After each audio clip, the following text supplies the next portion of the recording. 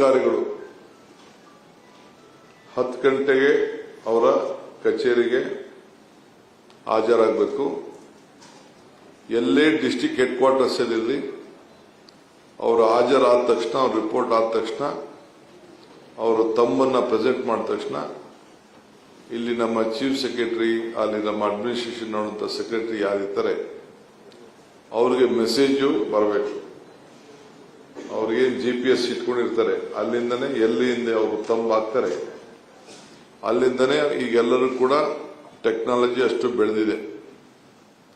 ಅದನ್ನು ಅವರೆಲ್ಲರೂ ಕೂಡ ಮಾರ್ಗದರ್ಶನವನ್ನು ಕೊಟ್ಟಿದ್ದೇನೆ.